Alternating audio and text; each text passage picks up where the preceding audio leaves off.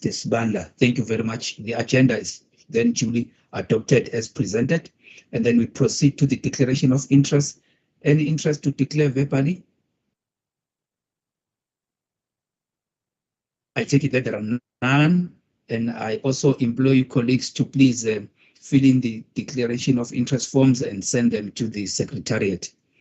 That would be very much appreciated. We then proceed then straight to the items as presented. The agenda item, the items listed, of course, publication of tariffs set or approved by the National Energy Authority of South Africa. Just like to know, presenting Madam Twa, just assist there. Good morning, Chairperson. Good morning, members. Ms. Kosi will assist to introduce the matter and highlight mainly things that were raised by members last year and how we've improved on that. Thank you. Over to you, Madam Kosi. Okay, thank you, Chair. Good morning, members, and good morning, colleagues. The purpose of this submission is to request the PPS members to note and approve the publishing of the updated tariff booklet on the NESA website. In the 2021-22 financial year, NESA considered 62 tariff applications, in which all these tariffs are highlighted in yellow on page 11, Annexure A. At the PPS meeting of 7 April 2021, members requested the team to add a column about what product is stored in the tanks in the published tariff booklet. The column labeled product has been added in the annexure attached here too. The team's engagement with the non-compliance licenses are stated from page 6 to 9. In my recommendation is that it is therefore recommended that the PPS members note and approve the publication of the Annexure A on NESA website. Thank you, Chair.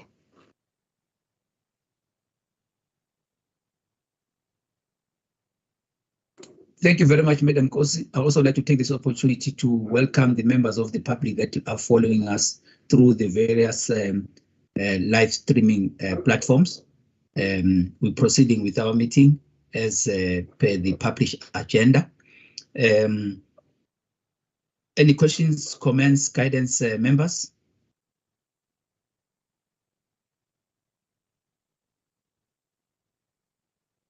Okay, I take it that then there are none. There's a recall. Oh, Mr. Kumede and Mr. Sibanda. Good morning, Chairperson. First, just to apologize. For some reason, I'm struggling to connect. The network is absolutely wobbly. But the one thing that I did want to indicate is that of all the documents, save I think for one, all the documents to me have come out as a picture, so it doesn't allow for annotations, so it does prove very difficult to engage with the document. But the question that I wanted to ask actually, it relates to reference page 8 of 18. The issue here on SFF, whether that issue has been resolved, and how do we deal with this at any rate, because I don't know whether we ourselves have actually had a landing here in respect of how we look at the tariff for crude, because clearly the value of storage is a function of the issues of accommodation and basically the issues of the market in respect of crude. Now, as it's indicated there, the question is, how do we deal with this going forward? Thanks, Chair.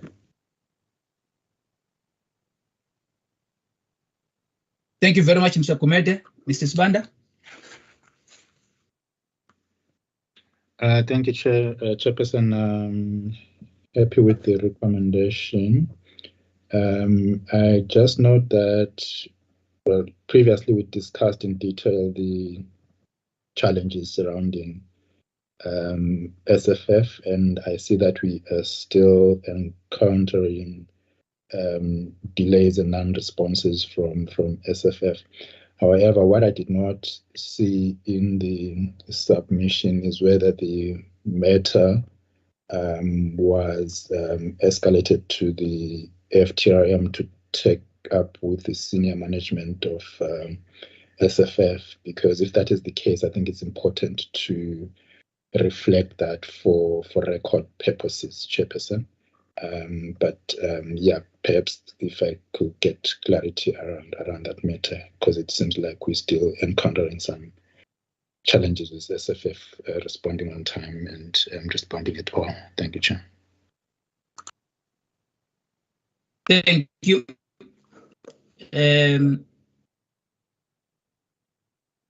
I'm tempted to also come in just to talk to this matter, but let me give you EM and Madam Kosi an opportunity.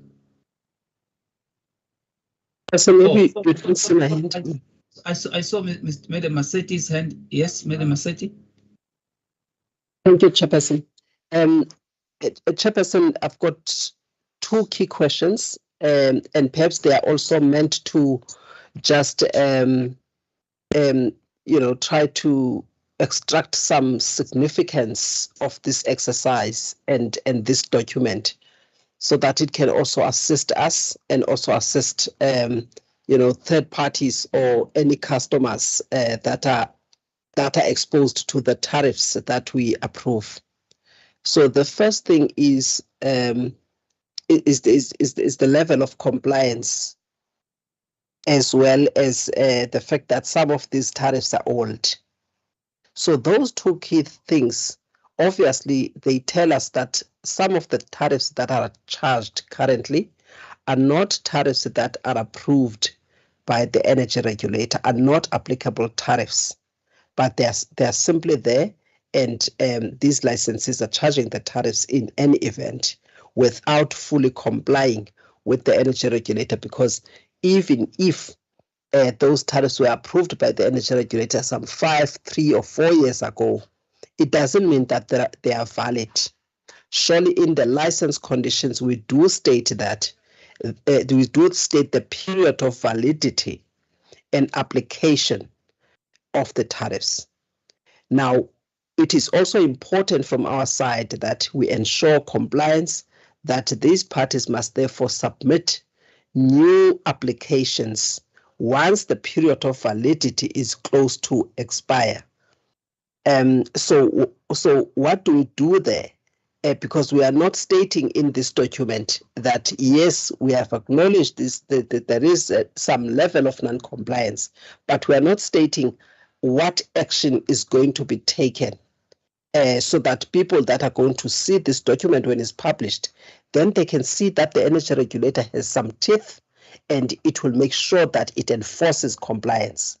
So just to state that, and I seem to be missing that aspect. All that we do is just to state that, yes, some tariffs are old, and with regards to certain parties, including SFF, they're still not complying. But there is nothing that shows what is the regulator going to do when the licensee is not complying with the law. So that aspect, it needs to be stated clearly what process will be followed.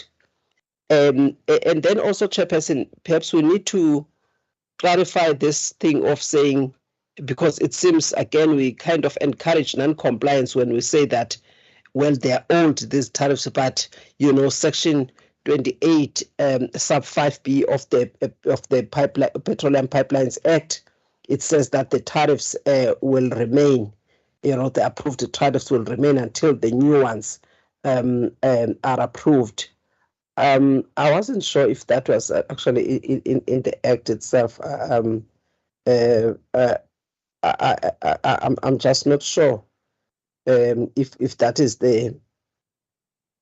Yeah, I thought it is something that could have been in the regulations, because that makes compliance very difficult as well, because licensees will just sit back, enjoy the fact that they still have these tariffs, and where we need to do clawback, for the benefit of the industry customers, we will be unable to do so if they don't come forward. and they simply enjoying over recovery through these tariffs that they are continuing to charge, when we are unable to do an exercise of checking whether the tariff levels are still to the benefit of all parties concerned.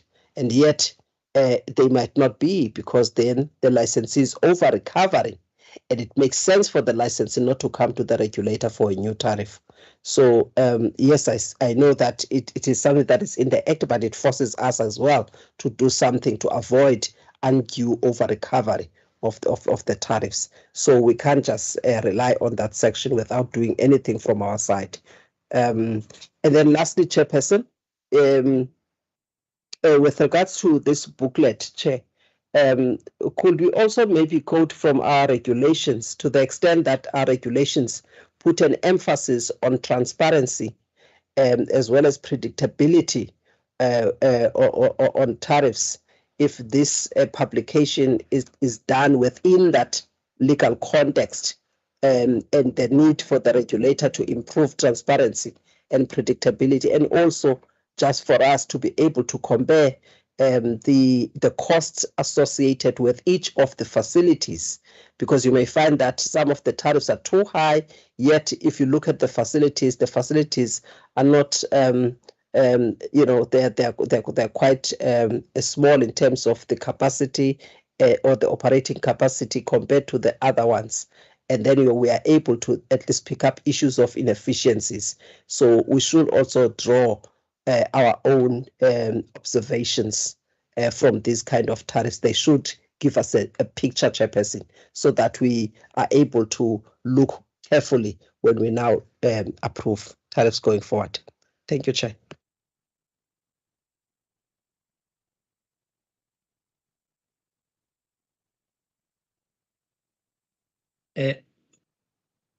Advocate Stole. Thank you, Chairperson. Thank you, Ms. Nkosi, for the report. Chair, mine is just a point of enhancement, because this particular annual information in the publication forms part of our annual reporting. I just thought that, and therefore it makes it aligned to Section 14 of NERA. I thought that maybe under the discussion or background paragraph that we normally have, maybe we could just add this in there to say that the annual report in this publication will be part of our annual report in line with Section 14 of NERA, just to enhance the document, Chairperson, because I don't think that can be stated under delegated authority, but the information does get used as part of our annual report. Thank you, Chairperson. Thank you very much, Advocate Stole. Madam Twa and Madam Nkosi and the team, if you may just please respond. Thank you, Chairperson. I think thanks for comments from the members. In terms of the issue that has been raised in terms of SFF, there were discussion with the FTRM, and I think there were meetings that were held with the senior managers of SFF. And maybe need to highlight that, I mean, every time when that happens, there's always positive response from the SFF, and they will then start on the submission of the application. As you can see from the table that, I mean, in every year there's been that kind of response, and even last year there was a response with the application, and then later on finding that the application is incomplete. Maybe the HOD can just highlight on what exactly became the challenge in the latest application. But there has been those discussions, and also maybe HODs can also touch on the dealing with non-compliance. Thank you. Thank you, Chair. Thank you. Yes. All right. Just to indicate, as Ms. Mtwai has indicated, that following the engagements that the FTRM has had with the SFF management, SFF then recently submitted a tariff application, which we assessed for adequacy, and there was additional information that was requested from SFF. They submitted that additional information, I think it's not Monday, Tuesday, Chairperson. So we are just we're doing the final checks on the application, and we should then be ready to process the application. Just safe to also indicate that the application is only for the Saldanha Bay facilities, as the main Latin facilities are not operational, and SFF was granted and was allowed not to submit tariff applications whilst the Milnatel facility is not operating. And once they resume operations, they will then be required to submit a tariff application, maybe 6 months before the resumption of operations in that facility. So there is a tariff application on the table, which we are assessing. Once it's completed, the process will then start. Then coming to other questions by members, I think we've touched on Mr. Gumede and Mr. Sibanda's questions, and regarding Ms. Maseti's questions on the level of compliance and old tariffs. I think what members have advised we do about 2-3 years back is that with tariffs that are 5 years old, we need to start engaging licensees, because the Act actually allows for the energy regulator to direct licensees to submit tariff applications when the tariffs are old or at any point. So on that basis, Chairperson, we've been also engaging licensees with older tariffs, and as a result, those licensees have been submitting tariffs. And even though there's still a number of tariffs that are fairly old, but there has been improvement on that front, Chairperson. So we based it on that provision of the Act, and we requested licensees to submit tariff applications. And then with regards to the process that we follow in the case of non-compliance, Chair, there is a compliance procedure in place that was approved by NERSA, which we use or we follow to enforce compliance. And what we have noted is that for most of the licenses, once the first, because it actually requires that you send about 3 letters before a notice of non-compliance can be issued by this committee. So once we send the first or second letters, we see a positive response from most of these licenses. And as a result, Chairperson, we, as a department, we have about 15 tariff applications that we are processing currently, which is a huge improvement when compared to what happened in the past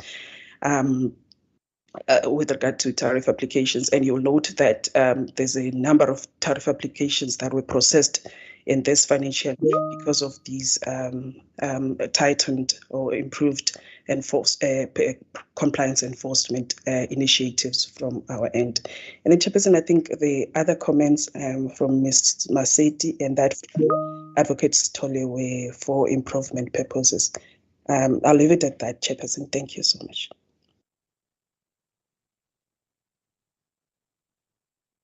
Let's talk to the issue of the frequency of updating the tariff booklet. Chairperson, if I may come in, at the moment we update as we approve, but the publication is only once a year. The updated tariffs are published once a year. I think another thing that I wanted to add is that also there's a bit of a pressure now from licensees, because above the letters that we send for them to apply for new licenses, there's also the other project of requesting the actual tariff charge, where we then analyze that and also engage with them with that regard. I think what also Dr. Polo in his project has done is that when they submit their volumes, they also submit the actual tariff charge. So I think it's some of the ways that we're trying to analyze and assess what actual tariffs are charged, and also encourage them to update if there's old tariffs that are still being charged. Thanks, Chair. Thank you. I think maybe just to come in, especially on the question that Mr. Sibanda and Mr. Kumete posed right at the beginning, I would say that with regard to SFF, there is a challenge of the policy intent right from the beginning, that the act is not necessarily projecting what was in the what one would term the policy intent. So we're looking at that from a point of view of amendment of legislation. We have I've had engagements with the CEO of SFF. I've had engagement with the DG then to look at the matter. We've also raised it as part of our regulatory advocacy. But at the same time, we just need to look at what the law provides right now and comply with that. Hence, the situation that we find ourselves in. Because if, whether it's in backwardation or contango, one looks at that and see what benefits they can be there for one that stores crude oil, saving also other jurisdictions and not necessarily South Africa in terms of storing the crude oil. So that is being looked at. I'm still due to engage further with the new leadership at the Department of Energy to look at that matter. And when it comes to the issue of the tariffs, was also a matter of relevance of the tariff. Hence, we started, I think it was a year and a half ago, where we then said, let's also look at the tariff actually charged, and then be able to then get that information coming through. So that also talks to the whole issue of relevance of the tariff. The issues that talks to predictability and transparency, as well as the associated costs with each facility, that will the team will have just to include it as an enhancement. Also, the new volume rules, Madam Maseti, they seek to deal with that matter as per the approved tariff methodology for storage and loading facilities, volume 5, version 5. That will be looked at. The team should start engaging with the licensees in this regard. I just wanted to also just clarify that matter to the members. And I see Mr. Kumede's hand still up. Mr. Kumede, if you may weigh in, please. Chairperson, thank you for the opportunity to follow up. I guess, Chair, the question that I would want to pose to yourself is maybe whether, and I think you've kind of alluded to the question I was going to ask as a follow-up, that says, was this act not intended for petroleum products or for petroleum that is consumed in the country? Because I can't see how we can have an act in South Africa that robs the country of an opportunity to participate in the global crude trade and all of the modalities that are actually associated therewith. That says, for instance, when at the peak of the lockdown, when we had vessels at sea, and every single storage that could have been used would have been beneficial, would have been made available and priced accordingly in terms of global trade at a particular point in time. Why would we have robbed our own entity from having an opportunity to participate in that. So I don't know, Chair, in respect of this, in terms of your further engagements, in terms of advocacy, or even in terms of the internal review, to what extent is this act about petroleum that's in the country or that is intended for consumption in the country, as opposed to petroleum that is actually out for global trade? Thanks. Thanks, Mr. Kumete. I think that is in actually the core of the discussions around the issue of policy intent, considering the fact that there should be also maximum benefit that accrues to the country in instances where actually there could be higher tariffs for storage of crude for use by entities in other jurisdictions, and that is actually particularly in other jurisdictions. I mean, and that is particularly the view that is being shared generally. But the question is getting the law to actually talk exactly to that. So that is where the discussions actually are centered at. Whether they do it by looking at some policy stance or the review of legislation. So these are the things that you are looking in this regard, without necessarily contravening the current act as it stands. Thank you. But even in my engagements, members, I will also tap into your wisdom on some of these things as I engage with the department and other parties. Thank you. With that, I hope everything is adequately responded to, and noting that, can we then zoom into the recommendation, which is to recommend that the Petroleum Pipelines Subcommittee notes the updated tariff booklet and approve the publication of the updated booklet on the NERSA website, which will be done subject to incorporation of all the comments that have been put forth by the members. Members, by show of hands, if you do support the recommendation. Thank you, Madam Maseti. Thank you, Mr. Sbanda, Mr. Kumete, Advocate Tole. I also support the recommendation. This then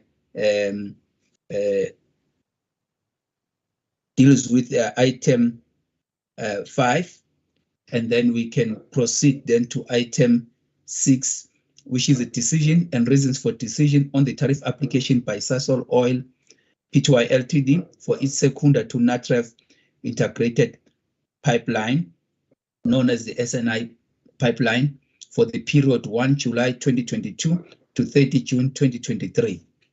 Over to you,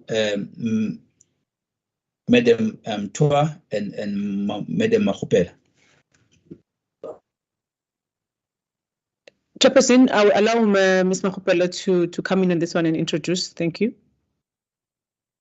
Thank you, Chair. Good morning, members and colleagues. The purpose of this submission is to request the PPS members to set a tariff of 76.12 cents per litre for Sasol Oil Secunda to Natref pipeline, and to also approve the decision and reasons for decision attached here to as Annexure A. On 26 November 2021, Sasol Oil submitted a tariff application for the period 1st July 2022 to 30 June 2023. In this tariff application, Sasol Oil applied for a tariff of 79.45 cents per litre.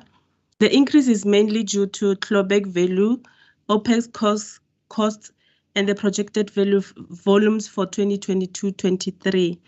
Currently, the pipeline capacity is fully utilized by Sasol Oil, as the pipeline can only be used to transfer the components for blending between Secunda and Natref. The possibility of third-party access to the pipeline is limited, as there is no interconnection with any other mainline fuel or component line. Key issues in this tariff application is the consideration for smoothing of the tariff increase due to clawback value, the increase in OPEX due to the private security cost for the pipeline. The mechanism was explored to cushion the impact of the excessive tariff increase. However, due to Sasol Oil not having a third party, it is therefore recommended in the submission that the energy regulator not implement the phasing in or smoothing of the AR increase over a longer period. The other issue is the provision for rehabilitation of land. The decision in the tariff, the difference in the tariff applied for by Sasol Oil and that determined by NERSA is mainly due to the different REP values and the difference in the work calculation. It is therefore recommended that the PPS set the tariff of 76.12 cents per litre for Sasol Oil SNI, and that the decision and the reasons for decision be approved for publication. Thank you.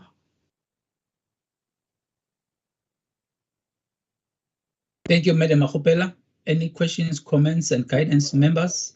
As you noted, the issue of this line having almost zero chance for use by other parties becomes more of a guidance for intercompany transfer cost. So, Mr. Kumede, I note your hand. Anyone else? Okay, Mr. Kumede, wait. Chairperson, but I'm struggling with my teams today. So I still, for instance, on my side, still see Madam Maseti and Advocate Sitola's hands as being up. But nonetheless, I actually got two questions here, Chairperson. I mean, I guess, well, maybe three. The fundamental question, I think you've alluded to this, but is this a fictitious tariff? Is this, are we doing, should we be doing this? I had in my mind, and I was trying to check this, that I know the applicant is Sasol Oil, but I mean, who owns this pipeline? Is it part of the Transnet network, Transnet pipeline network, and hence perhaps a tariff that might be payable by Sasol to Transnet?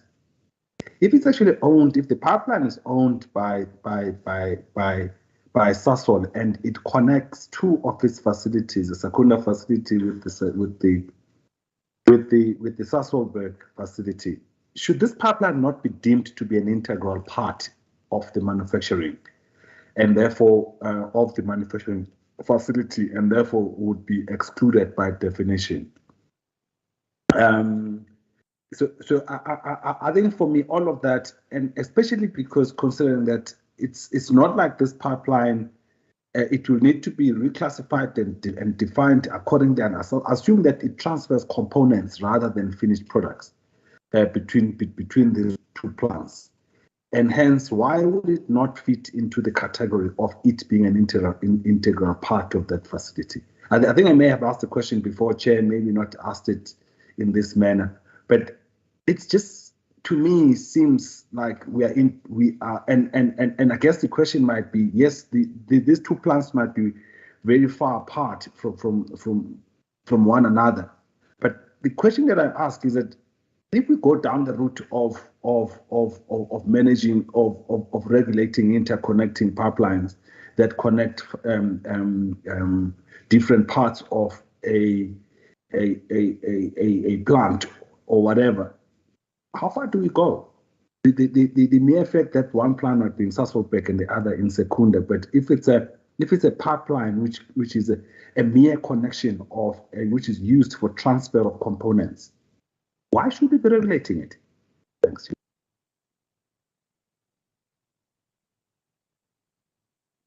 Thank you, Mr. Kumede. Madam Maseti, then Mr. Sibanda.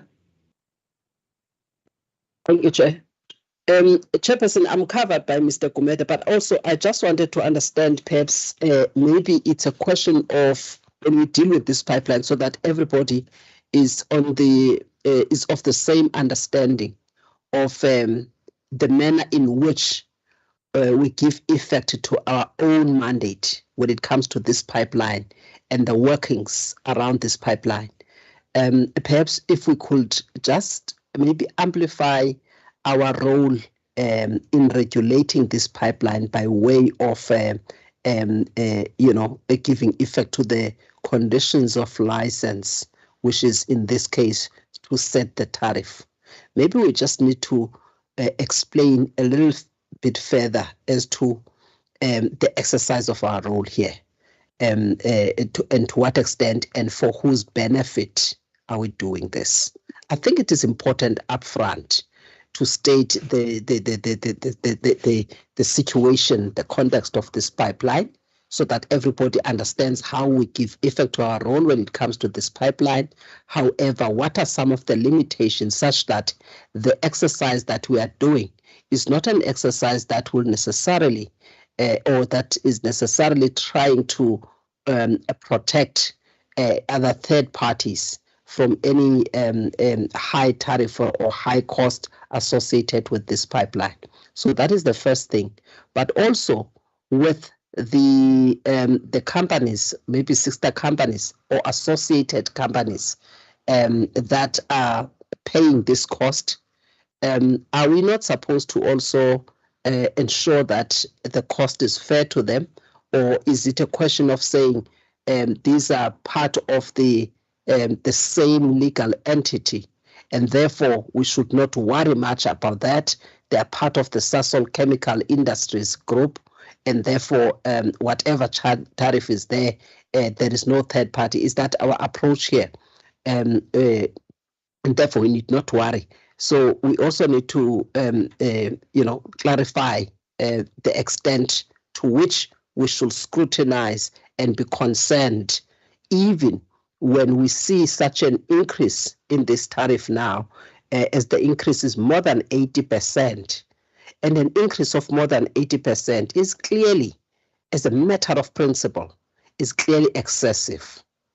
So are we voicing our concern with regards to any cost of operations and whatever other reasons that they are giving here, which then result in such excessive increase? So what I'm saying is that in as much as then we are required to then calculate this tariff, surely we must not forget our own principles that are also in the Act, where we are supposed to ensure that there is no unfair or excessive tariffs. So how do we then deal with an increase of over 80% in this instance, and without emphasizing that point and being concerned and put it on the document that we are concerned with this? Or are we just not worried at all? And what about the principles that are there, which we need to talk to them and be satisfied that at the end of the day, even with that excessive increase, we don't think that it is justified, because you can't say 80% is justified here. And what are the reasons that are justifying that? We can't just put it in the paragraph that, yes, this 86% is mainly due to clawback. Obviously, that clawback, there is something about it.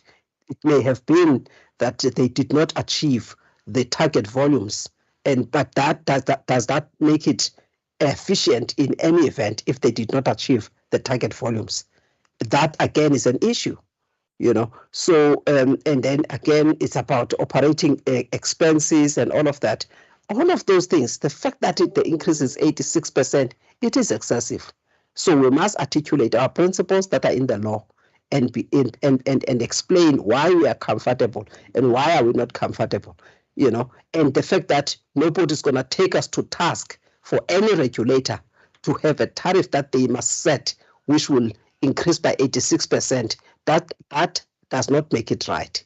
We therefore need to have a solid explanation and analysis and some economic evidence and backup to be able to be comfortable with such a tariff.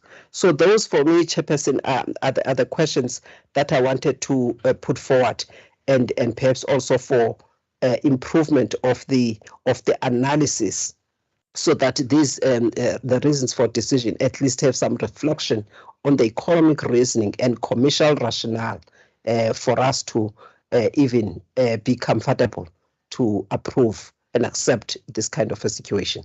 Thank you, Chair. Thank you very much, Madam Maseti. Mr. Sibanda. Thank you, Chairperson. Chair, depending on the response to the question on regarding the purpose of this tariff, I have a question. I just need clarity on how we have treated volumes, because that is one of the contributing factors to the high tariff that we see. Now, if you look at paragraph 11, the reasons advanced in paragraph 11 is that it is to, well, the predicted changes in volumes is to ensure the predictability of tariffs. However, that differs with the reasons that are provided on paragraph 35. So it will seem that there are challenges with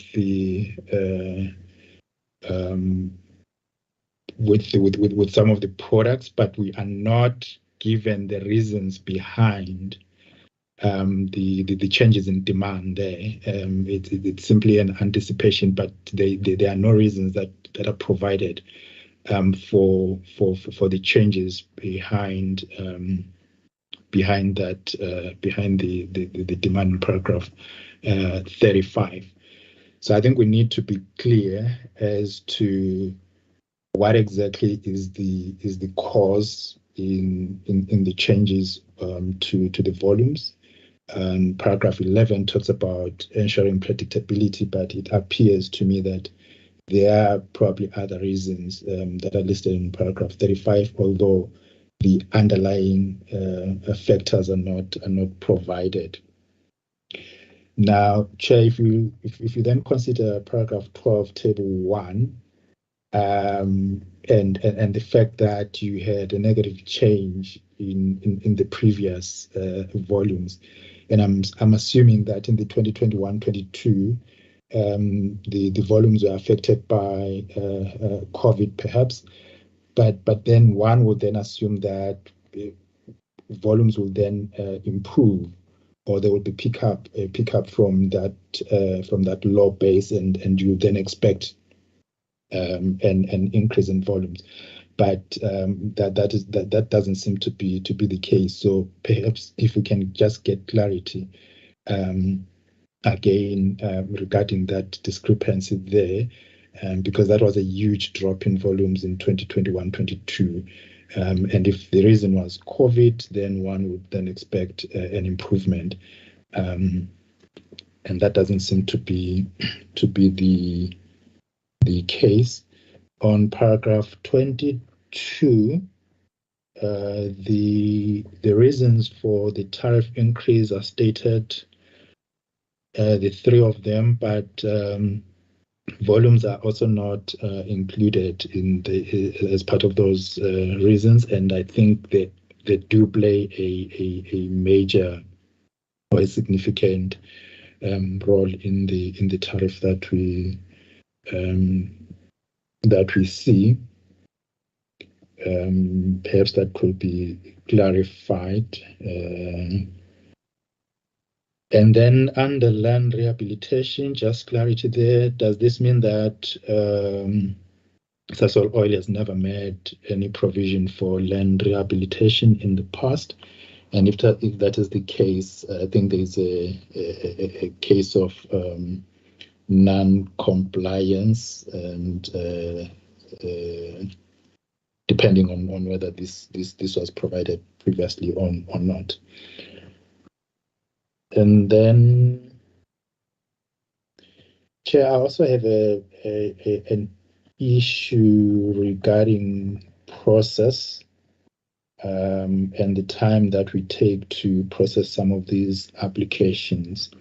And I'm looking at, I'm back at table 2, paragraph 17. If you look at the time that we've taken, Chairperson, and you consider the complexity of this application, I'm not sure whether it's really justified that we could take up to 5 months to process such an application.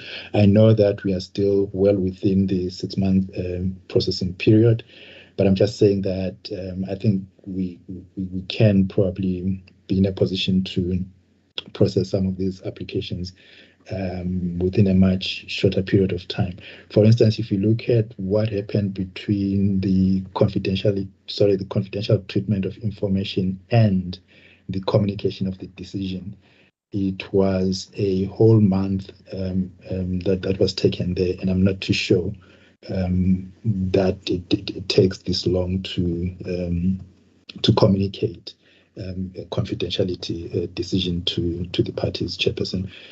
But it's just a concern that I think we probably take an elongated period of time, even for applications that don't seem to be too complex to process. Thank you, Chair.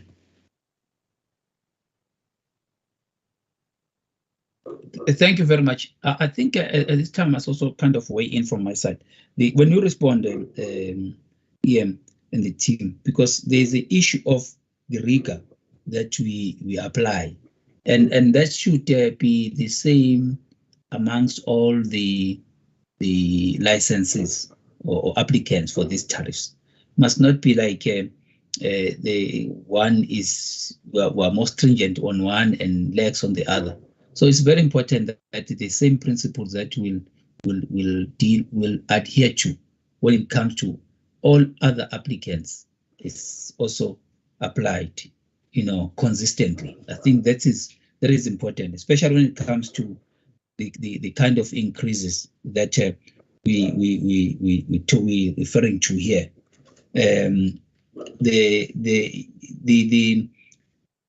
The quantum in terms of the rands and cents may not be that much, but in terms of the percentages, we need to be really more or apply more rigor in dealing with this.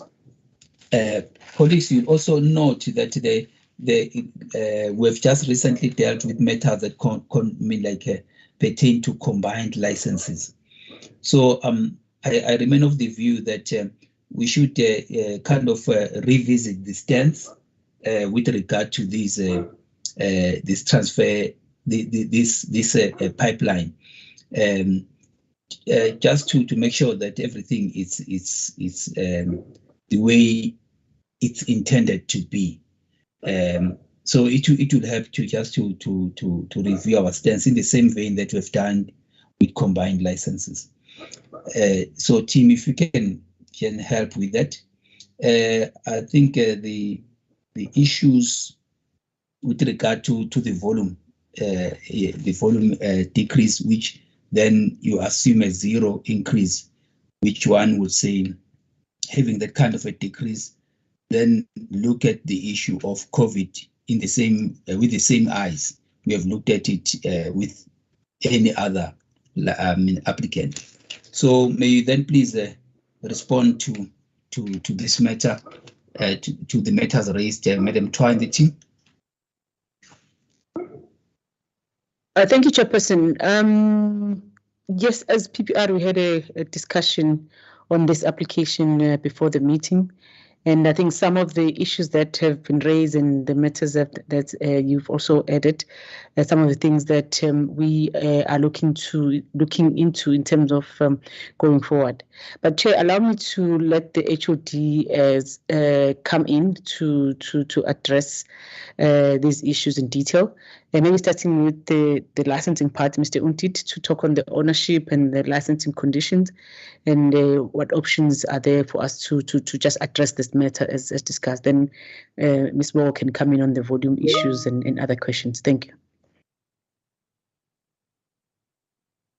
Thank you, Ms. Mtua. Chair and members, in terms of Mr. Gumedi's question, the two plants, the purpose of this line is correctly, as you indicated, Mr. Gumedi. It was to optimize the two plants. If we consider the plants to be the two refineries, so that was the main purpose. This, as Mr. Gumedi, as you've indicated, they used to transfer these components on a weekly basis using the Transnet pipeline network.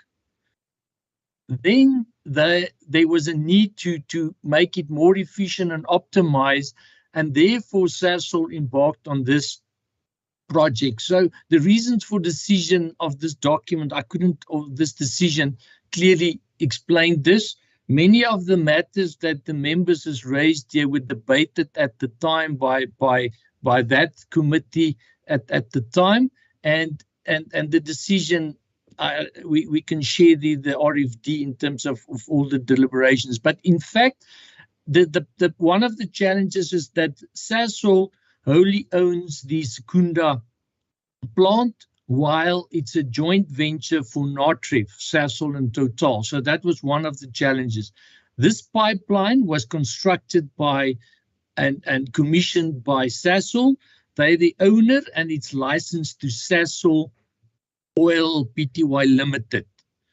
They are in fact the owner. So I hope that answers your question. But then also, as you indicated, it used to be transferred via the Transnet system, but to optimize that system, they've embarked on a process to run petrol from the one side and diesel from the other side to optimize it. So that's discussed in the reasons for decision, but I hope I've answered your question in terms of the ownership, sir. I'm not sure if I missed something else. Then maybe Ms. Boko must first. Oh, maybe the non-compliant, the conditions. There is a condition. I asked the team to quickly check for me while I'm speaking, but there is a condition that says they only need to apply for a tariff when approached by a third party for access. I'll ask the team to just confirm, but that's my recollection. However, then Sasol may have decided they want to apply on an annual basis. Maybe Ms. Buku has got more information on that, but I'll confirm now if that is the actual condition. So therefore, because of this challenge and the questions about being fixtures, a tariff and what is the role, I think that is why that condition at the time was worded the way it was worded. I think that is that. So in terms of non-compliance and setting aside money from the tariff, I think Mr. Sibanda's question, because there's no third parties, I had a quick look at the volume reports. There's no reference in the last year, but I'm sure pretty much we can check the other years of somebody using the pipeline, because technically it starts inside the plant and it delivers in another plant. And it's not connected to the transit system at all. So technically, there's no interconnection possible. The last comment is that the definition of petroleum is another problem. It links to the previous matter that it means crude oil and petroleum products. Then petroleum products means any liquid fuel or any lubricant, whether used or unused, and includes any other substance which may be used for the purposes of which petroleum fuel or lubricant may be used. That was heavily debated when the decision was made, and whether components falls under any other substance. So I think it also links to Mr. Mkhizi's comment about advocacy with the department. Thank you, Chair.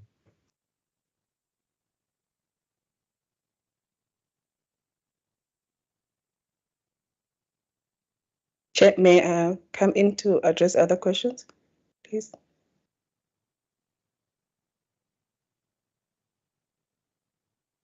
Hey, you might be on mute. Yes, just a second.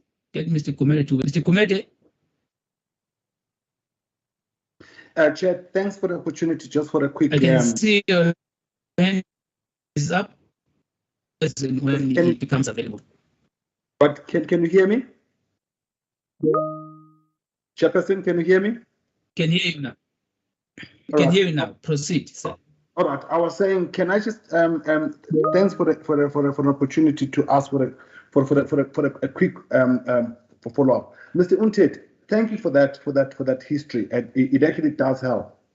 The question that I want to pose to you is: would you therefore not, if you look at the definition of petroleum pipeline, because it means a pipeline used to transport petroleum products, excluding those that are located on the premises of a manufacturing, would you not see something that is just connecting two manufacturing facilities as the fact that one is in Sekunda and one is in Sasolburg?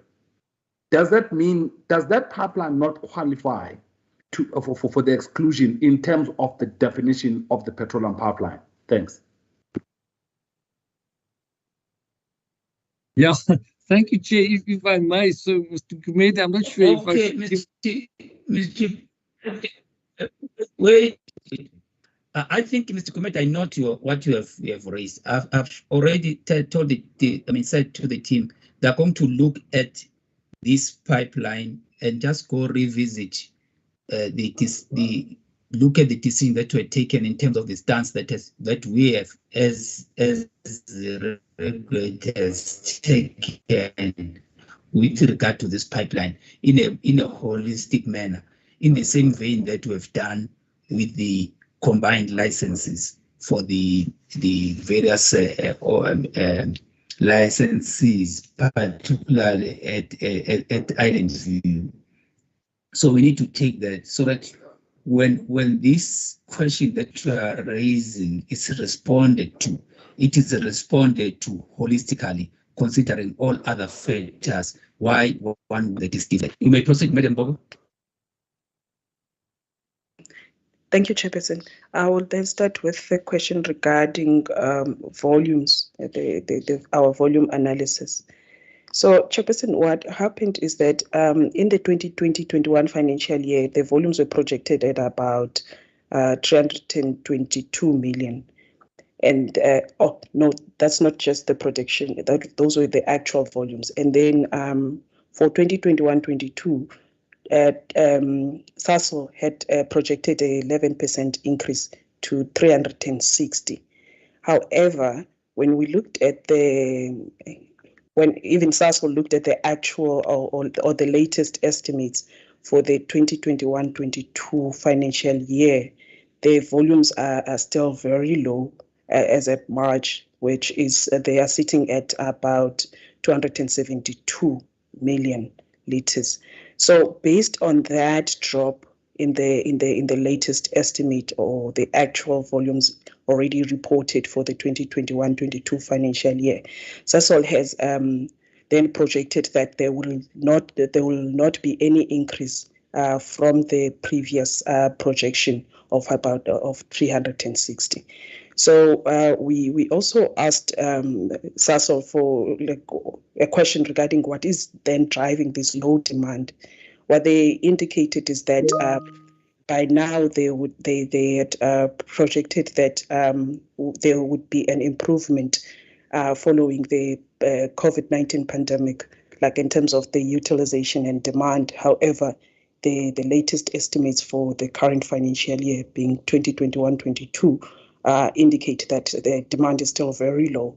So they always emphasize that these volume projections are driven, or the actual volumes in the pipeline are driven by demand, and there is their hands are tied in terms of how much they can improve efficiencies in the pipeline, and this is something that we continuously engage Sasol on. I hope that is clear, Chair. Let me also touch on Mr. Sbanda's question regarding. Yes. I think when it comes to clear, and I think these things must explain them even further, because what you're talking about is that in terms of the projections, there is no increase, but in terms of the actual versus what is projected now, there is an increase. Make these things such that they are clear for someone to understand. But also the rate of increase, you need to talk to it and talk to the underlying factors that are influencing that, because you cannot allow a situation where there are inefficiencies or the very nature in which this line is managed, particularly when one considers the issues of the transfer of products. Vis-a-vis the transfer of components could actually be the cause of this kind of a change, because if this was just a straight line going to another third party, maybe things would be very different. So you need to be able to look at the uniqueness and talk to those things that then would have an influence on the volume. You may proceed, ma'am. Thank you, Chair, and that is noted. And then I also wanted to quickly explain the reason why we didn't prefer the volumes as another driver for the increase in tariffs, is that we are comparing the tariff with the preceding year's tariff, which is for 2021-22, which was based on the volume projection of 360 million. And then because the projection has not changed for 2022-23, it's still sitting at 360 million. Therefore, we see that as no reason for the increase in tariff, at least for this application, Chair, given that the previous tariff was based on the same volume amount of 360 million. Then let me then come to other questions, Chair, with your permission. 2%, we have a follow-up on this last comment.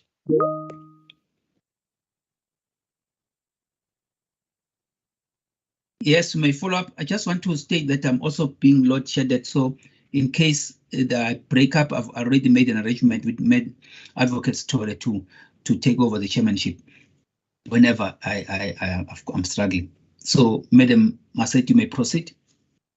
Thank you, Chairperson. Chairperson, the fact that there was overstatement of the volumes in the previous years, whether it was 2021 or 2020, they may not have done a proper job in the projections, and somebody may have taken a chance.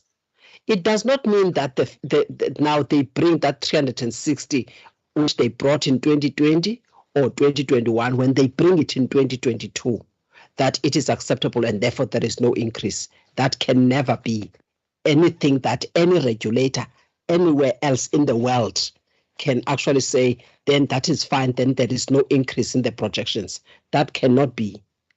We still need to scrutinize those assumptions, the projection, the basis of the projections, the basis of the assumption. Why do you keep bringing the same amount that you failed to achieve last year or a year before?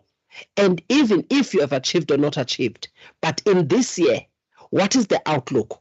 What are the economic conditions and market conditions?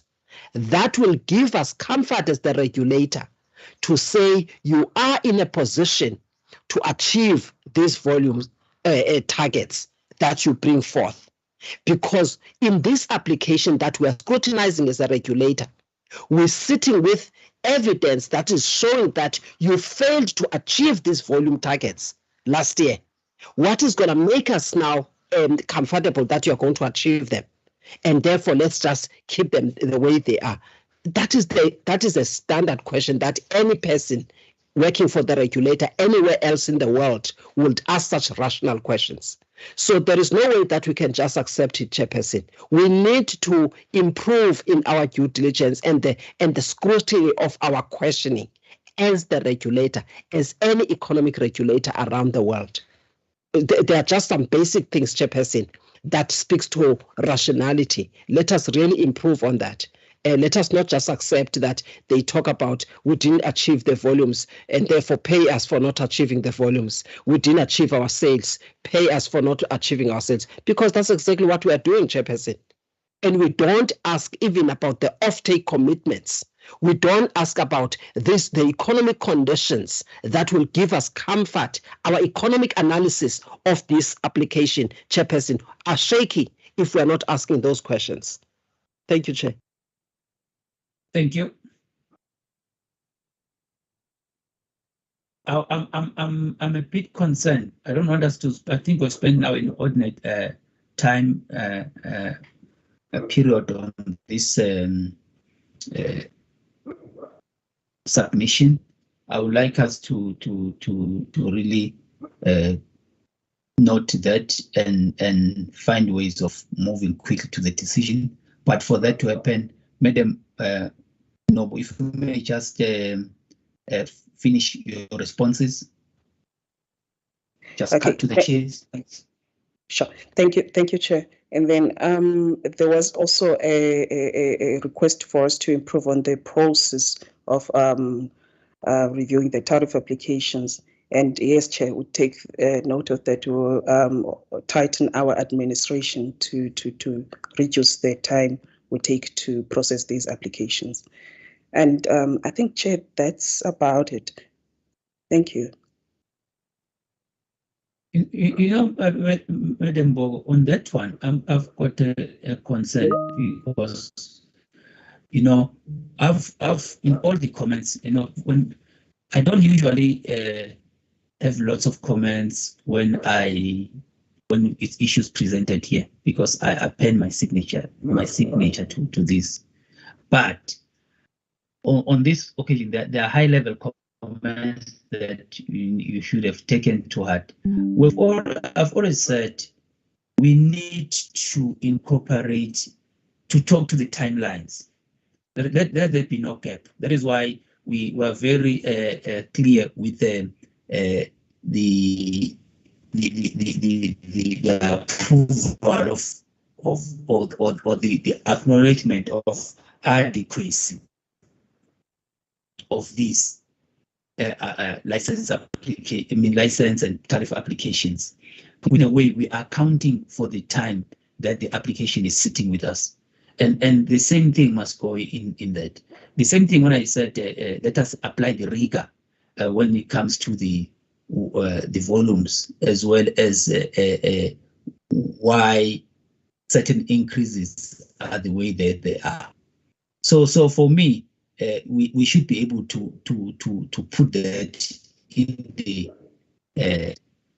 submission, as well as the reasons for decision, just to be very clear that we did not sleep on the job. So let's do it exactly like that. Madam Twa, I saw your hand was up. No, Chair, I think I'm covered with what you said. We will consider the issues of administration and the timelines. Thanks. Thank you. Colleagues, I want us to move to the recommendation. We're taking all of what has been said and the comments, guidance being incorporated, the responses finding their expression in the document. I would like to see by show of hands with regard to the recommendation, which recommendation also should we also include the fact that there will be a study that is done to revisit the stance around the issue of the regulation of the tariff of this particular pipeline. The recommendation is that the Petroleum Pipeline Subcommittee sets a tariff of 76.12 cents per litre for the Sasol Oil SNI pipeline for the period 1 July 2022 to 30 June 2023, and approves the decision and reasons for decision document attached to as Annexure A. By show of hands.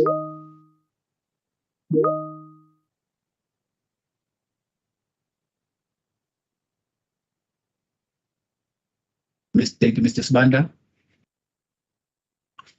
Madam Advocate Sithole. Chairperson, sorry. Yeah. You may weigh in, ma'am. Oh, I just wanted to say I do support the submission, but there are certain conditions that could be made in relation to the application based on some of the comments that members have made. I was just thinking that shouldn't we do that? Yes, the condition I said that the issues of the volumes and the study of the study on the pipeline in terms of it being regulated in the manner that it is being regulated by the energy regulator is part of what this needs to be done by the team, as well as we have to also to revisit the volumes in terms of with this pipeline. So it's either we approve it with those conditions, or we say that the team will have a look at that and bring it back. But looking at also the time frames in terms of processing, we could be facing a challenge. So that is actually what we have on the table. But you may develop some. We may be very strict and I say categorical in terms of the conditions that we are putting. As I've said, that study needs to be done. Volumes need to be revisited, and including the enhanced justification of the stance that we are taking with regard to volumes. And then we also look at the further regulation of the tariff as in terms of the study that we are going to conduct. Madam Maseti, any comments? Chairperson, I appreciate your difficulty with this, but usually I think you will appreciate that even if maybe there's some improvements to be made, at least we are very specific in terms of our response, perhaps during the deliberations on the issues that were raised. Now, with this one, Chairperson, I think the team did not do much to salvage the submission, just in terms of the responses, so that at least we can take comfort, even with regards to the issue of projections, Chairperson. You see, the issue of that 86% increase, they have not even tried with the specific factors that they say is just general. Maybe it's something because in the application they did not scrutinize it. Now they also use what the applicant has said without on their own doing their own verification and stating that, well, with regards to volume, last year's volumes, these are the reasons why they did not achieve, because we are carrying the cost of those volumes now in this application. So at least we need to have comfort there. We also need to have comfort with regards to product theft. There is no issue of clarifying what is the status of insurance with regards to the risk of product theft, and whether insurance was not even considered in this instance, and what percentage of product theft contributed to this 86% increase. None of that specific analysis that anybody, if I'm sitting, I will be doing that kind of thing, is not there, Chairperson. Then it goes to, now again, these specific volumes, and because there's one for clawback volumes, and then again the other volumes. Those things are not put there to say what percentage of each of these things, so that we can see which one contributed much on this and what is the explanation. And even now, in the way that we are going to improve the quality of our decision, what is it that we are going to do to avoid what we have already seen in the previous years, such that then we don't make suboptimal decisions where the regulator compensates sales that were never realized, even where we could actually put some accountability on the licensee. There is nothing here that we even spoke about to put accountability on the licensee. We simply transfer the entire risk to people that are going to pay for the tariff. So there's just a lot of things that, Chairperson, that just on those reasons were not put there. They're not just giving us that, and it makes it so difficult, to be honest, Chairperson, to approve without being assisted in that regard.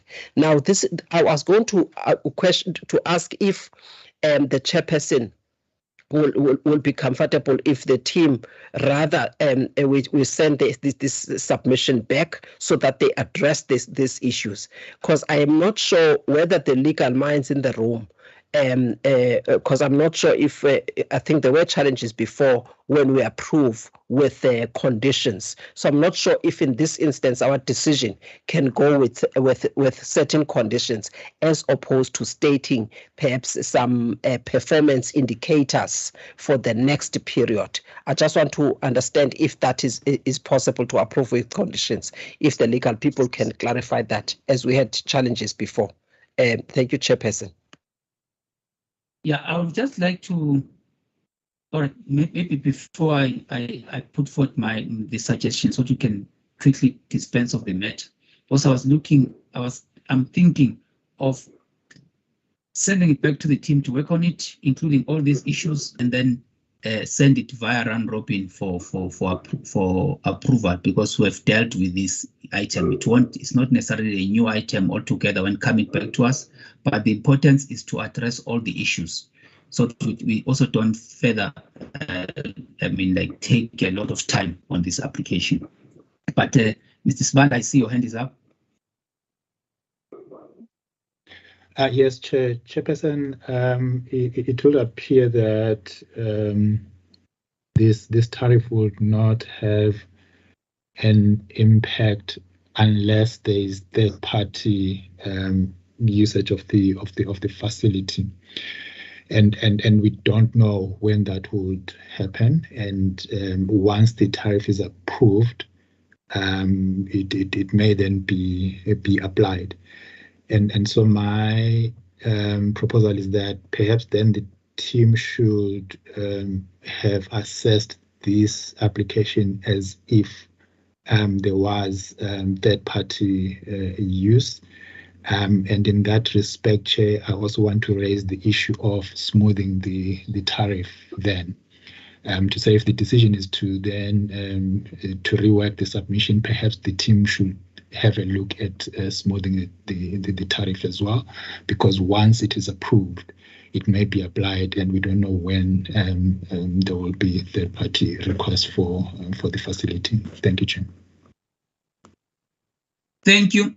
I think for me is that you know, when we decide to regulate the tariff, then it then brings everything that we need to do when it comes to tariffs where third parties are involved into question. So we need to deal with it as if there is a third party. Hence, I said earlier on, the rigor, that we do the same like we do with all the other licenses. There is no difference, because to then go into this and then be light-handed in the sense that this is a transfer, it then defeats the whole purpose, because it's either we regulate or we don't regulate. There is nothing that the law provides that is then in between, where you say because there is no third party or there's little chance of a third party coming into play, then we should treat it differently. With names of any other name of other licenses, but it's the same rigor that we must apply here, and that is why I'm saying, without us really taking more time on this, can we allow the team then to take this back, work on it, and then if they are able to work it sooner than the next meeting, then the better for them, and then we can deal with it via round robin. Else we'll have to deal with it in the next meeting. But the ball is in the team's court to work on the submission, taking into account the comments that have been raised today.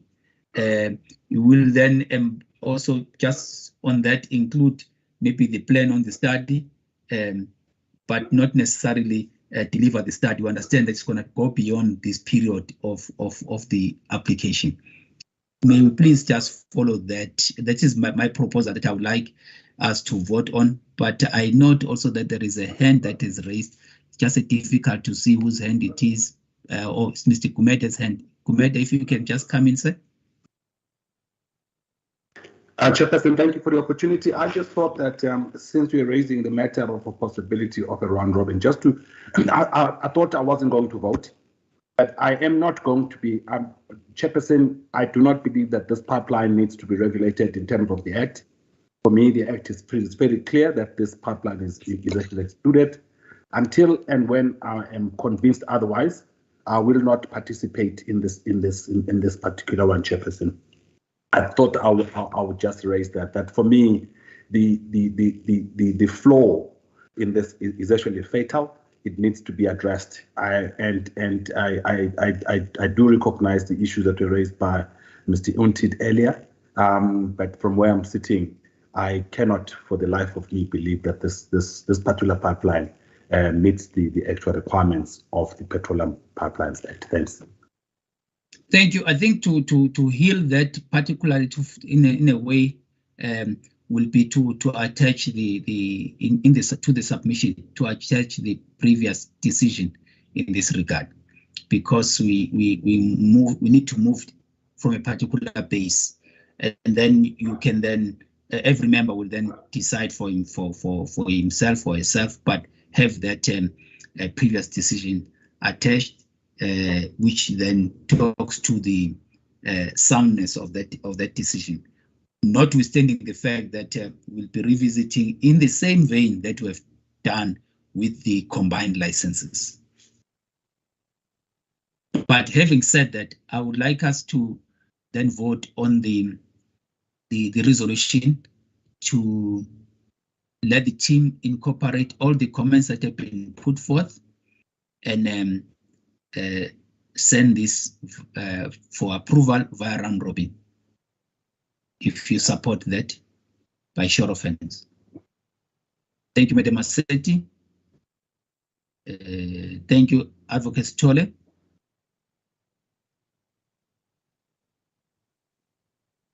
I don't see Mr. Sbanda.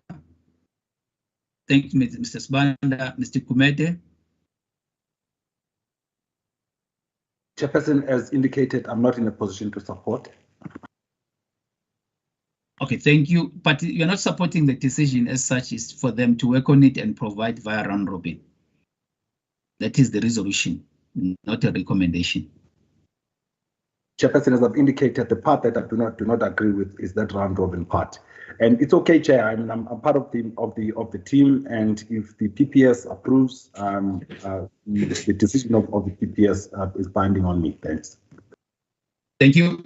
And then we also support that they work on it and return it via round robin, and that is the resolution. So with regard to the Sasol Oil SNI pipeline tariff application, the team will duly consider all the comments that have been put forth by members, and then send the submission by matter under item 6. We then proceed to item 7, which is the decision and reasons for decision on the tariff application by Engen Petroleum, Total Energies Market Ltd, and Asenergy Pty Ltd for their jointly owned petroleum storage facility located in Wheatbank, Emalahleni, for the period 1 January 2022 to 30 December 2023.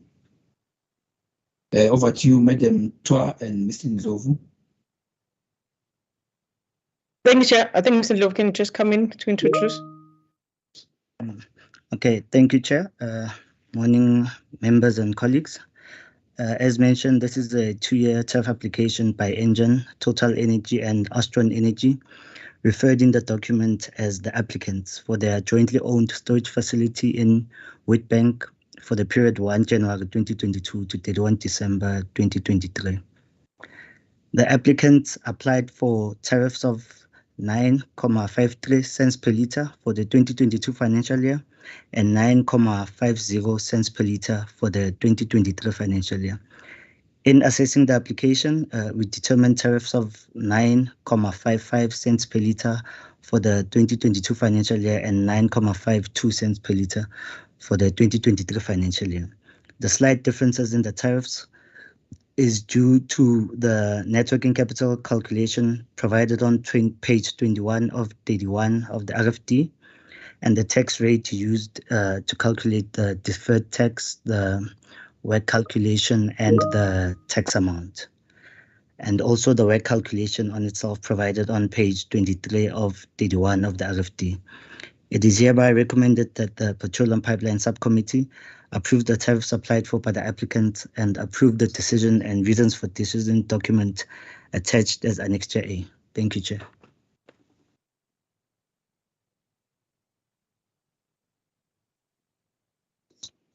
Statements, questions, and guidance, members, by show of hands.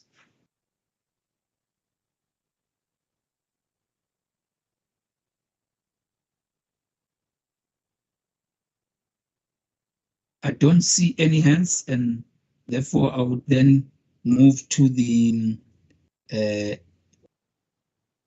recommendation, which is the recommendation for the Petroleum Pipeline Subcommittee to approve the tariffs of 9.53 cents per liter and 9.50 cents per liter applied for the applicants for their petroleum storage facility for the period 1 January 2022 to 31 December 2023, and approve the decision and reasons for decision document attached here to as Annexure A. By show of hands, if you support the recommendation. Thank you, Mr. Kumete. Thank you, Mr. Sbanda. Thank you, Advocate Tole. Madam Massetti, thank you, Madam Massetti. I also support. That then concludes item 7. We then proceed to item 8, which is the allocation mechanism for Petroleum Pty Ltd in Island View, Devon, KwaZulu-Natal Province. Over to you, Madam Mtwa and Mr. Mapoli. Mr. Mapoli, please go ahead. Thank you. Thank you, Chair. The purpose of the submission is to request the PPS to note the allocation mechanism for third-party access to the Petroleum storage facility in Island View, Durban, and approve the publication of the allocation mechanism on NERSA website. The Camelio is the new player in the petroleum industry. It was licensed in 2021. The purpose, the allocation mechanism was assessed for compliance with Regulation 3.8 and 3.9. What is lacking is the tariff in this license. During the processing of the operation license, Camelio tariff application could not be finalized, but had to be licensed so that they can be compliant with the Act. Tariff application was submitted in March 2022 and is being processed. No third parties presently utilizing the Camelio storage facility. There's coming to the recommendation, Chair, there's an error on the last paragraph 41.2, which we apologize. We want to correct it. After on the last line, we want to delete the documenting and put the words document following approval. It is recommended that the Petroleum Pipeline Committee notes that Camelio Pty launched its allocation mechanism with energy regulator for its petroleum storage facility located at Island View, KwaZulu-Natal Province, as required by Regulation 3.6, and approve the publication of the allocation mechanism on the NERSA website, pending the finalization of the already lodged tariff application, which will then be included as an addendum to the document following approval. Thank you.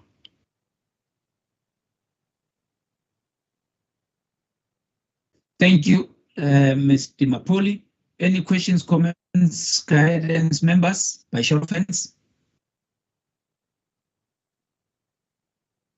I take it that there are none. Mr. Kumete. Chairperson, thank you. Firstly, thank you for this. This is the only document in my pack that I could annotate. All of the others were pictures, but this one at least I could highlight and do things. I just had a couple of questions. The first one relates to paragraph 7. Again, I do understand that perhaps there has since been the change in that we now have the BBBE Act actually being the one that actually takes, which has got, I guess it takes precedence over all of the previous on other acts in respect of empowerment. But in respect of paragraph 7, would it not help in that we are administering a 2003 piece of legislation that has not been amended, and it talks to the charter, compliance with the charter? Should we not, as we talk about these levels, also indicate in respect of charter whether we believe that this complies with the charter or not? Because the charter is actually fairly specific in terms of what it looks for. But is it not something that we should be doing? That is in respect of paragraph 7. But I had since I couldn't find this annotation here, I had a concern in the document itself, in the allocation mechanism itself. However, but I can't find that at this stage. But the question I had in respect of the recommendation, I asked the question: what is the value or the worth of an allocation mechanism without a tariff? If there is no tariff, what is the worth of that allocation mechanism? Is it just to indicate that, well, whatever I said on a first come first served basis or whatever, but there is no tariff associated thereto? Is therefore the question that I'm asking is that should we not be postponing the approval of the allocation mechanism until there is an associated tariff, that at least whatever that is published, it does say it's available on a first come first served basis or whatever that basis might be at this particular tariff? Thanks, Chair.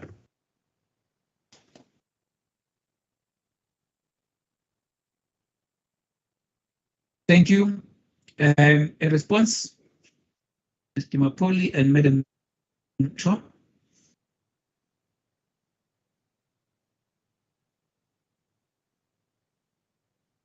Thanks, Chairperson. I think we note what has been raised in terms of the tariff, and I think the issue here was that the tariff will be updated as soon as it's been finalized. But I think we can be guided by members on the way forward on this one, because I think we are currently busy with the tariff application, but maybe tariff colleagues can confirm how far we are with that one. So yeah, we can be guided in terms of the way forward. Thanks. Thank you. I take it, first of all, with regard to I did not get your response with regard to paragraph 7. There's a response there. Chair, may I perhaps assist the EM? May assist? Yeah, it's a valid question, Mr. Kumeni. I think this was also raised in a recent month or previous time. I think the first step is there's non-compliance to operate the facility without it, and that was one of the sort of considerations at the time. In terms of the worth, at least then, except for then also national complying with enforcing them to have the document, other parties can now see what the conditions is to contact them, who's the contact person in terms of engaging then. And as per the procedure, we are copied on that one. But we will be guided, as the EM indicated, by the committee in terms of whether we should postpone it or whatever the guidance will be. But yeah, in terms of the worth, at least then other parties, it's published on our website, it's published on their website, will know what the conditions is, who's the contact person, what's the forms to complete is in that document. But yes, you correct, the tariff is lacking and will be guided by the committee.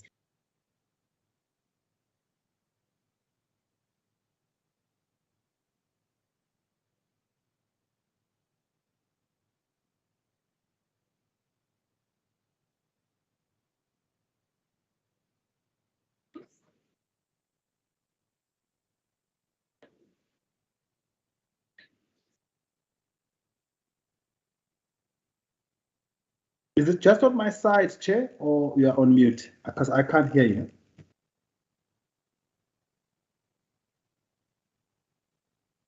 With regard to paragraph 7 HDSA, team members, can you still hear me? We can hardly hear you.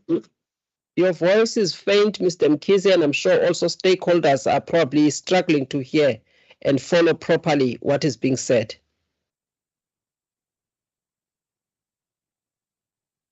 Mr. Tolo, can you please take over since Mr. Mkhize has requested earlier on, and then he will come in when the transmission is clear on his side. Thank you. I'm proposing, members. Thank you, Ms. Masetti. Oh, I think from my side, I was hearing Mr. Mkhize, and hence I did not come in. On that note, then I will continue from where we left. Mr. Untitled, you were assisting in terms of the response that was posed by members. Do you mind repeating that, and then we will proceed from there? Thank you, CEO.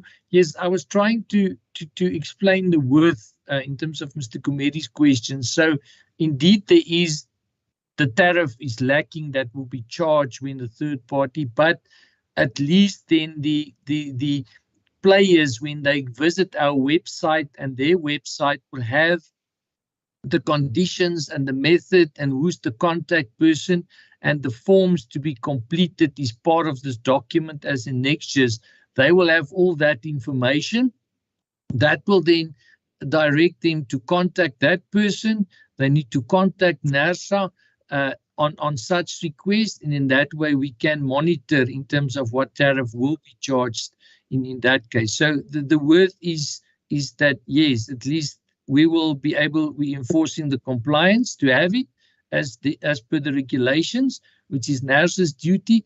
It will be known to everybody, and then as soon as the tariff, it will be addendum to the document. So, but we will be guided by the committee if we need to postpone it as was the proposal. Okay. I see Mr. Mkhize is back. Mr. Mkhize, are you back? He disappeared again. Members, are there any other? Mr. Gumede, are you okay with the response given by Mr. Untitled on your question?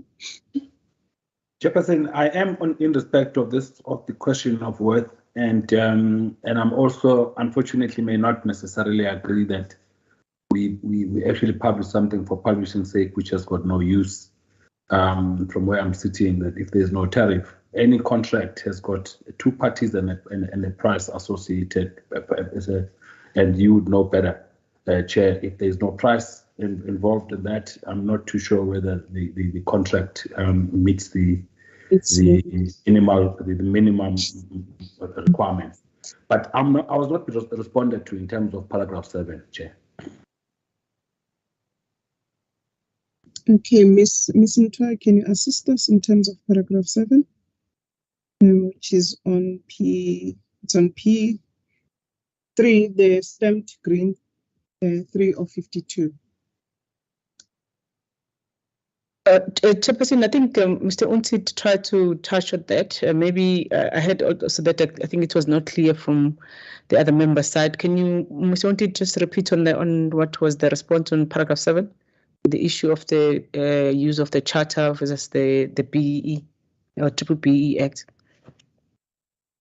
Your apologies, Chair. Yeah, no, I didn't directly respond that. Apologies, sir. Yes, I think you're correct, and we will see that as enhancement and for all other submissions. When we do the submission to the PPS on the analysis of the HDSAs, which is also a problem in the Act since now it's referred to as BEE, we will do the enhancements, sir, and explain there, as we do in our submissions to PPS, that the regulations require this. That will refer to the charter. Unfortunately, the charter and the sector codes is not proceeded, but we'll definitely enhance the paragraph 7 then to indicate how it relates to the charter. Thank you for that comment. Okay, thank you. Mr. Unted, if I may ask, the tariff that has already been lodged with NESA, do we know by when will this be approved? Or rather finalized, the process of assessing and taking it through the structures for approval? Yeah, Chair, I'm not passing the buck, but maybe if Ms. Boko can just assist me. I know it was lodged, but in terms of the actual status, maybe she may be able to give the committee the more accurate facts, if she may. Through your chair, just to give an update on where the application is. The application has now been past the confidentiality stage, with the FTRM recently approving the confidentiality request by Petroleum. So following this, we'll communicate the decision to the licensee and then publish the application for public comment. Thanks. Okay, thank you. Members, any other questions or issues of clarity from your side? I do not see any hands. May I then request members that we move on to the paragraph on recommendations, and these are on paragraph 41 on P9 of 52.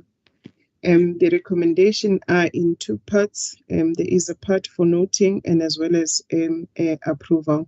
In terms of what is requested to be noted by the committee is that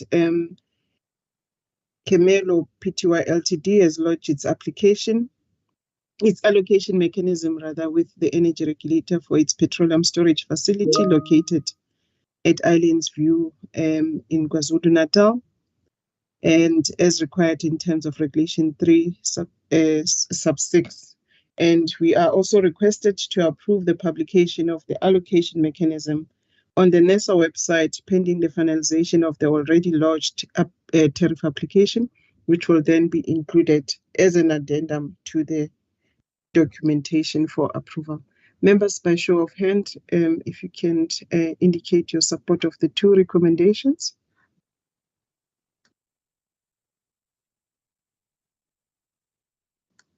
Thank you, Ms. Masetti. Thank you, Mr. Sibanda. Chair. Thank you, Mr. Mkize. And I also support. Chairperson, may I suggest that because the issue of the tariff is significant to the decision, perhaps in your summary, Chairperson, as part of the resolution, to show that we have given due consideration to that substantive issue to the decision. May you, in your summary, Chairperson, add it as part of the resolution. Thank you, Chair.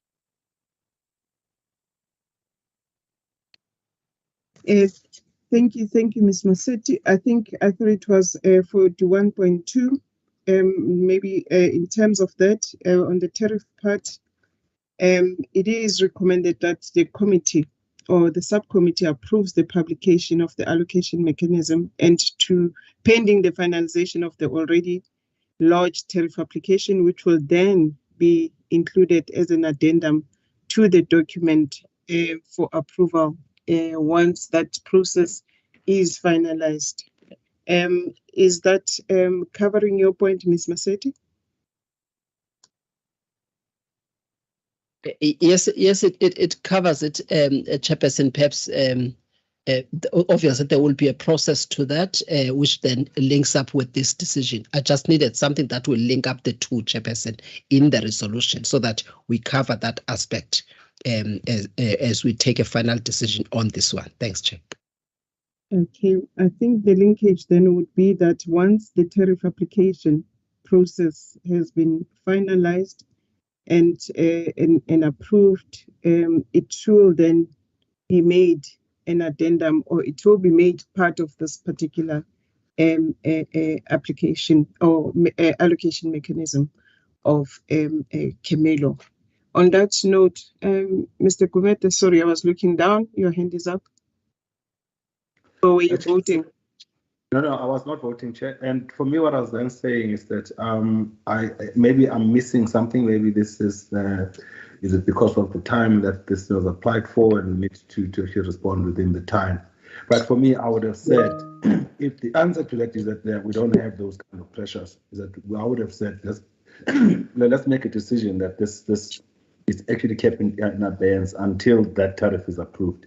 Alternatively, is to then say this is approved subject to, and I'm not too sure what subject to, and whether that then means we can still publish it.